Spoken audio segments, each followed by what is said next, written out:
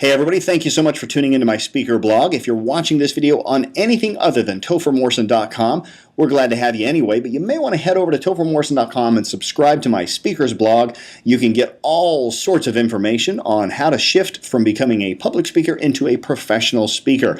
Not to mention there's a lot of great stuff over there, so check it out. I'm going to answer today's daily question. It comes from Jitin Patel. I'm going to answer his question, and then I'm going to tell you what this cool thing is here that I'm spinning in my hand. Anyway, Jitin asked the question. He said, "Hi Topher, most speakers do the raise your hand and say I, or say this, or raise your hand and give a high five. They ask the audience all the time, does that make sense, blah, blah, blah. Is that the most effective way to speak to a crowd?" Kind of a multiple layered question there. So first off, I don't think there's anything wrong with checking in with your audience and asking them if what you're saying makes sense to them, as long as if they say no, you have the compassion to stop and then answer the question a little bit more. So I do think checking in with your audience from time to time is a great thing to do. There's nothing wrong with that. However, I do have a problem with the whole raise your hand and say I, and getting people to raise their hand and agree with you.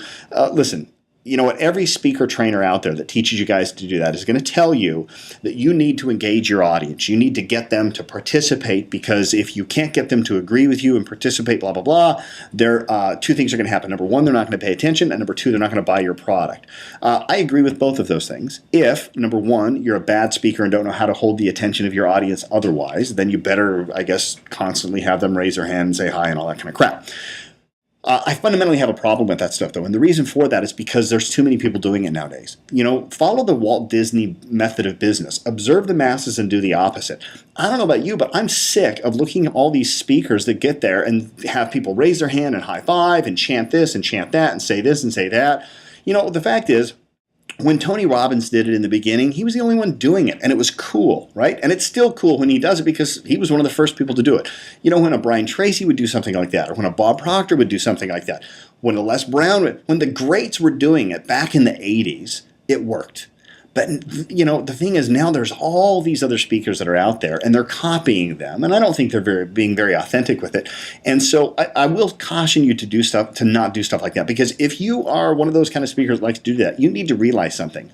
You have become the butt of the speaker's jokes, meaning all those people that they make fun of, that's you. Right? And I don't know about you, but I don't want to be the butt of somebody's joke, because I'm the butt of my own jokes. I have no problem making fun of myself.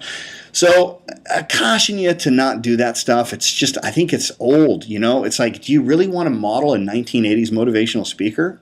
I don't think you do. You know, I mean, let those people from the 80s be that way. It's them. It's authentic. But I think that the new speakers of tomorrow are going to have a lot more sophistication.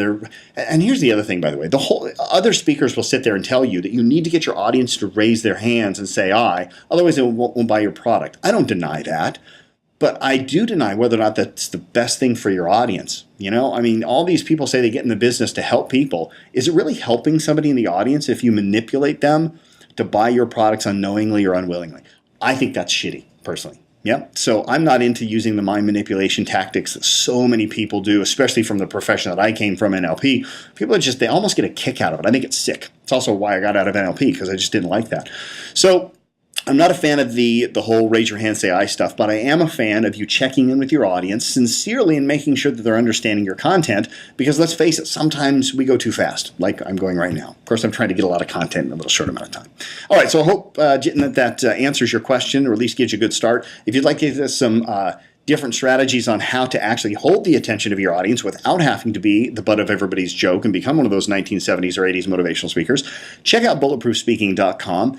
You can get a free ebook there called The Professional Speaking Secrets of Topher Morrison. But even more, you know, pony up the dough, dust off your wallets, and pay me a mild amount of money each month. I think it's like the cost of a small dinner for two. It's like $47 a month to get like a total crap ton of information. Crap ton is a numerical term for lots. There's just a whole bunch of stuff in there. Once you sign up for the free thing, you'll have an opportunity to sign up for the paid version, but you don't have to. You can just get the free ebook. But let me tell you, there's a lot of great stuff in there. Hope you check that out. Now, here's the cooler thing. I just found this. I love this. So I'm always traveling. I always get my headphones, and they're pissing me off because they get all wound up. And I got this little thing now. And what you do is you just put your little cord in here, and then you can wind it up. And then, you get the idea, right?